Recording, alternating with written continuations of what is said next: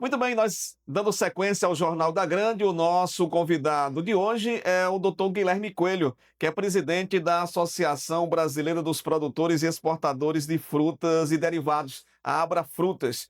Dr. Guilherme, é um prazer tê-lo conosco. De que forma a associação recebeu essa notícia da taxação por parte do governo norte-americano? Um abraço a você, Roberto Ivelino, um abraço a todos os ouvintes do programa Jornal da Grande. Veja só, com muita perplexidade, não é? E nós estamos aqui muito, vamos chamar assim, seguros, porque é uma coisa que não estava esperada. Isso aqui está atacando diretamente ao Vale do São Francisco. Primeiramente, é importante informar que nós temos chamada a safra dos Estados Unidos.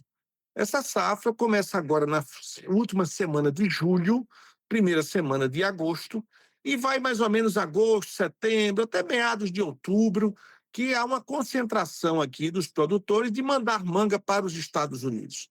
Com essa taxação de 50%, essa venda fica inviável. Inviável, é prejuízo na certa. E não é fácil a gente pegar uma quantidade enorme de mangas. Para você ter uma ideia, Roberto Ivelino, são cerca de 2.500 containers. É muita coisa.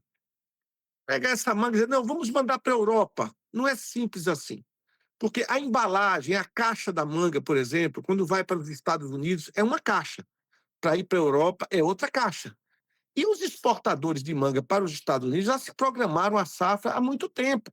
Toda a embalagem, já reservaram as vagas dos contêineres nos navios, já conversaram com os importadores, esses importadores conversaram com os supermercados. Então, o planejamento está todo feito. Se isso acontecer, nós vamos ter que jogar essa manga na Europa. O preço vai desabar, vai ser prejuízo também.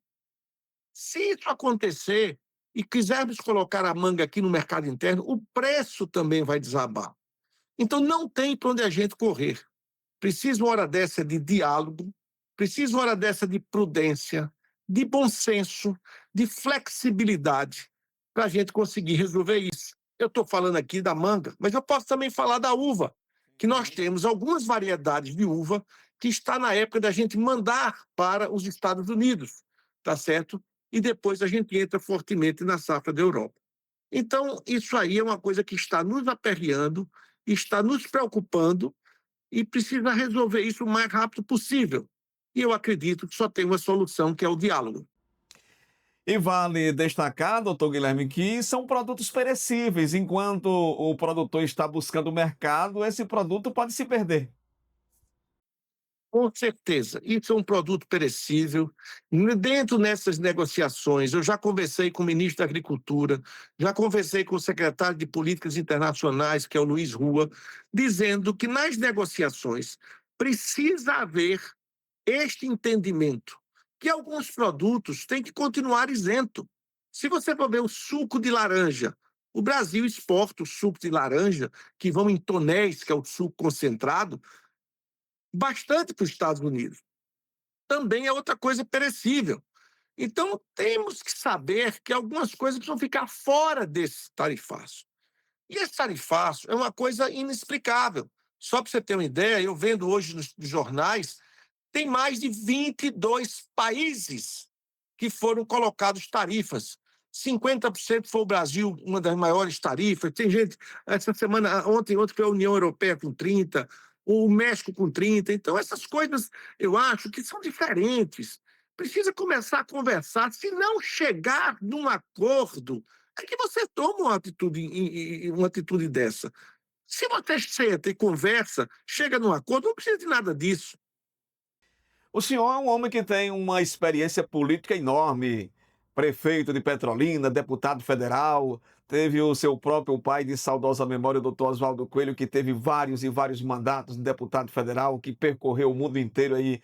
E esse desenvolvimento, inclusive, do Vale do São Francisco, deve muito às ações dele.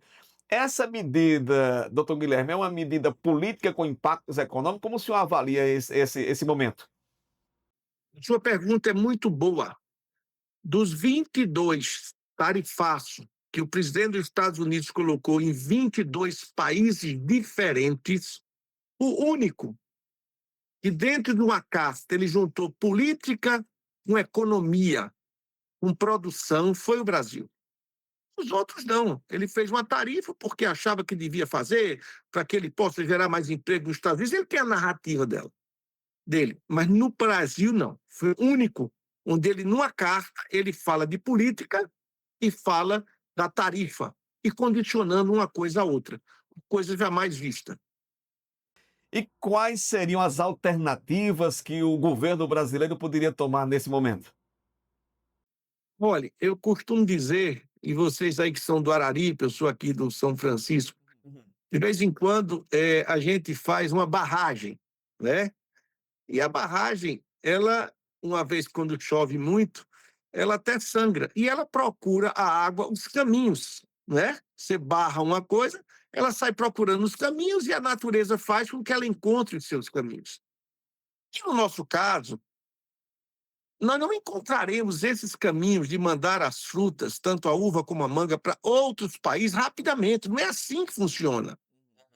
Nós precisamos de tempo, de planejamento, de estratégia, entendeu? Então, isso aí, o que eu estou vendo é o seguinte: é sentar numa mesa, conversar, tirar a política da mesa, botar a economia, botar a produção, botar o povo na frente, o compromisso e a responsabilidade dos governantes com os seus países, com os seus cidadãos, e aí vai resolver esse problema com certeza. Eu espero que até o dia 1º isso consiga ser resolvido para que nós possamos continuar, ambos os países, trabalhando de uma maneira fantástica. O Brasil e os Estados Unidos têm uma parceria de muitos anos, uma parceria saudável. O que o brasileiro vende para os Estados Unidos, os Estados Unidos sempre paga. O que os Estados Unidos sempre vende para o Brasil também sempre paga. É harmoniosa, é um colaborando com o outro. O que um tem, manda mais para o outro. O que o outro tem, manda mais para o de cá. E aí faz essa parceria. Com isso, essa parceria vai deixar de ser confiável. Vai ser deixar de ser confiável. Aí daqui a pouco vai dizer, não, é 50%. Daqui a pouco vai reduzir para 10%. Aí chega lá em dezembro, há uma coisa, bota agora 30%. Como é que vai ser isso? Quem é que sabe trabalhar no mercado desse jeito? Então isso confunde, isso dá insegurança. E isso precisa ser resolvido. E na hipótese de realmente acontecer uma certa tarifa, seja qual for o percentual, aumentando esse valor desse produto, também ela vai atingir o consumidor americano. Vai atingir o consumidor americano. Eu temo, porque fique manga aqui no pé, que não vale a pena colher, porque não vai se pagar. Vai haver desemprego, vai manchar o nome da fruticultura nacional por uma coisa sem necessidade. Os Estados Unidos não produz, Roberto Rivelino, manga. Não, ele produz a época que a gente produz. Então não vamos exportar agora não, que vai atrapalhar. Não tem isso. Nem isso com a manga, nem isso com a manga, com a uva, entendeu? A gente não vai competir com os Estados Unidos na produção de manga. Agora é a nossa safra. Sempre foi assim, entendeu? No geral, doutor Guilherme, hoje quais são os principais países importadores dessa fruta brasileira, de um modo geral? Vamos lá. Vamos falar. Eu vou falar agora de todas as frutas, para você ter uma noção do global. 70% de todas as nossas frutas exportadas vai geralmente para a comunidade comum europeia. A gente chama Europa. Sim. 15% vai para os Estados Unidos da América. 12%, 11%, vai para Reino Unido, Inglaterra e seus países ao redor. E o restante vai para Emirados Árabes e tudo mais. Então, de fato, a grande força nossa é mandar para a comunidade comum europeia. Mas 15% é importante, principalmente porque é uma safra. Nós mandamos para os Estados Unidos durante 2 meses e meio, 3 por ano. O restante, o México produz e manda para os Estados Unidos, a África do Sul manda, outros países mandam, e aí fecha o ano, entendeu? Então isso veio a calhar na véspera da nossa safra. Muito bem. Aproveitando a gentileza do senhor, que a gente está debatendo aqui sobre o desenvolvimento, inclusive, da região, gostaria que o senhor falasse também sobre a Transnordestina, que é uma viabilidade aí para escoar, inclusive, essa produção, tanto aí da fruticultura do Vale do São Francisco, do gesso aqui do sertão do Araripe, dos grãos que vêm de outras partes aqui do Nordeste. O que falta realmente para essa obra ser concluída e funcionar aí atendendo a nossa população, atendendo os produtores e, obviamente, gerando emprego e renda para toda essa região? Veja só, eu costumo dizer que essas obras infraestruturadoras no Nordeste, elas começaram, mas não tem dia para acabar. Eu vou citar, por exemplo, de 3 obras. Transposição do Rio São Francisco. Sim. Essa sua pesquisa aí, veja que dia essa transposição começou e até hoje ela não foi concluída. Alguns trechos já estão ok.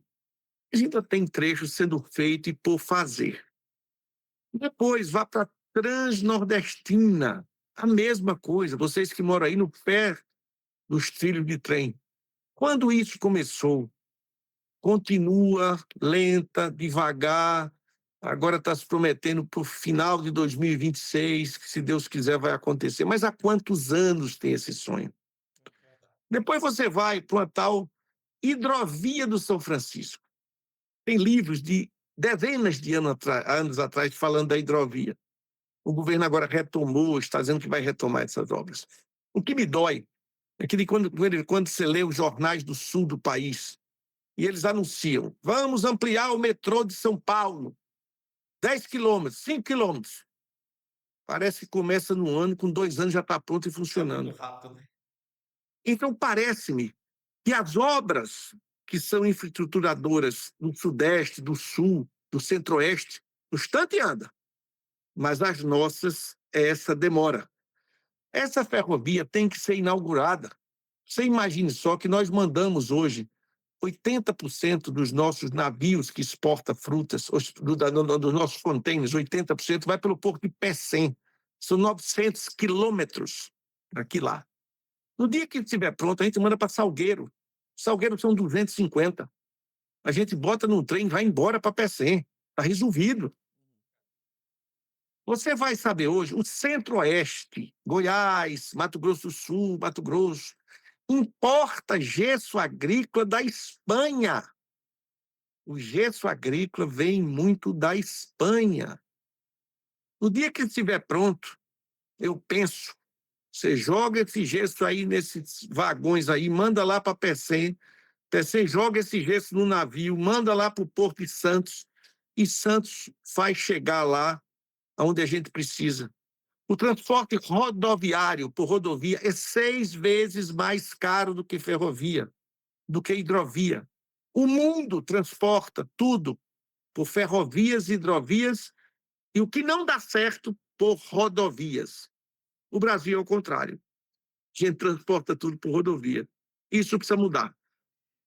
E essa demora, doutor, com relação à conclusão dessas obras? Falta recurso ou gestão?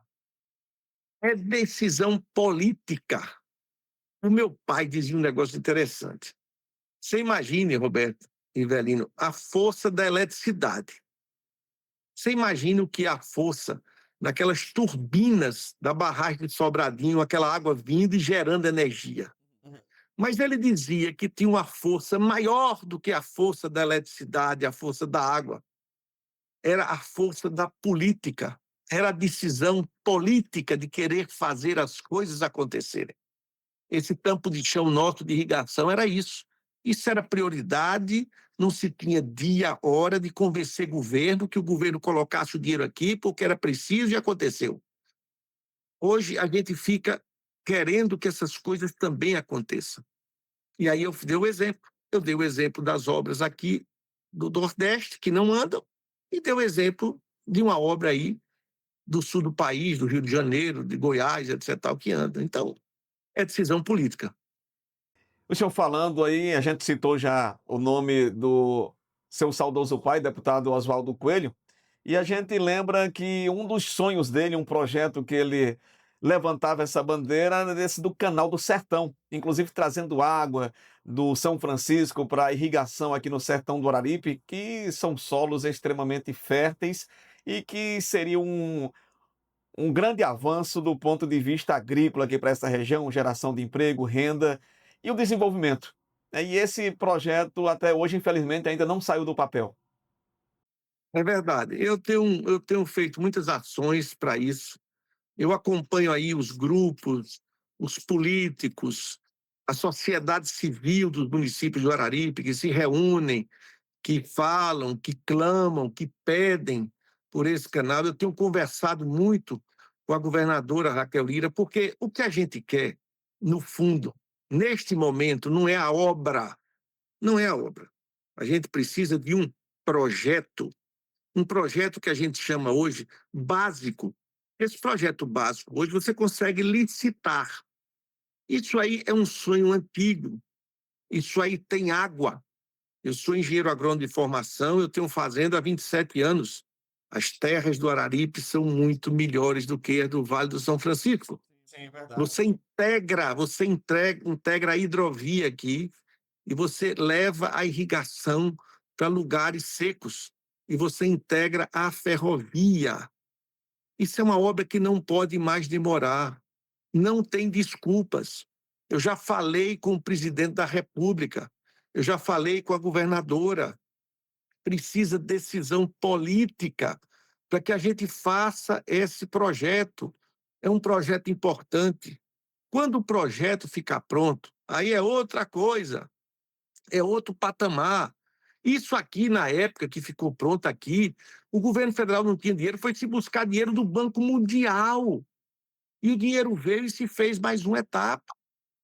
Então, esse projeto é importante, eu aqui aplaudo de pé a iniciativa da sociedade civil que eu ouço reunindo, dos produtores, dos empresários, dos pequenos, dos médios, dos grandes, da agricultura familiar do Araripe, que eu tenho visto se juntarem para pedir essa obra. E eu engrosso esse coro aí, que essa obra seja feita o projeto básico. Nós não estamos pedindo nada demais. Depois do projeto básico, vamos saber quanto é que custa essa obra e vamos arrumar o dinheiro para ela. Ok. Nós queríamos também saber a opinião do senhor a respeito da política nesse contexto político partidário. Próximo ano, ano de eleições, qual a avaliação do senhor e a expectativa e posicionamento aí para as esferas estadual e nacional? Veja só, na esfera estadual, eu vejo, acompanho e fico impressionado com a capacidade de trabalho da governadora e de sua equipe. Essa cidadã é incansável. Ela não para. Ela é talhada para a política. Ela respira política. Ela vive a política. Ela se incomoda com a não dignidade das pessoas quando falta o saneamento, a moradia, a educação, a saúde, a segurança. E eu creio que ela cada dia mais se cacifa. A governadora gosta do povo, ela gosta de estar junto ao povo.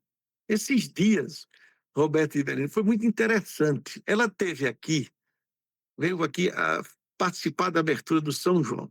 E nós fomos ao Bodódromo. Lá tem um bode do Ângelo, logo quando você chega. E ela entrou comigo, entrou com a turma, tinha também o vereador Ronaldo Silva estava aqui, tinha uns prefeitos também, uma turma. E ela foi e estava do lado dela, eu acompanho ela aqui, eu sou daqui. Ela falou com a primeira mesa, falou com a segunda mesa, falou com a terceira. Então, ela vai falar ali com 3 meses, vai sentar, conversar. Concluindo, ela falou com todas as mesas. Depois eu tive curiosidade de perguntar ao dono, que é meu amigo, isso, Ângelo, quantos lugares sentados tem aqui nesse bodódromo? Esse Guilherme tem 530. Concluindo, ela falou 530 pessoas, apertou a mão de cada cidadão e cada cidadã. Essa moça é a representante do povo, que eu tenho certeza e tenho convicção que ela será reeleita governadora de Pernambuco. Ok, então, doutor Guilherme, nós agradecemos aí a gentileza de atender a nossa reportagem. É um prazer sempre falar com o senhor. E lhe deixamos à vontade para algo mais que o senhor achar oportuno no momento. Não, primeiro, eu queria lhe abraçar e agradecer a oportunidade, parabenizar aí pelo seu programa, pela sua rádio, pela audiência, e dizer que eu estou pegado no serviço. Costumo dizer, Roberto, que esse negócio do agro, quem é do agro não tem medo de chuva, não tem medo de acordar cedo, não tem medo de sol quente, não tem medo de poeira.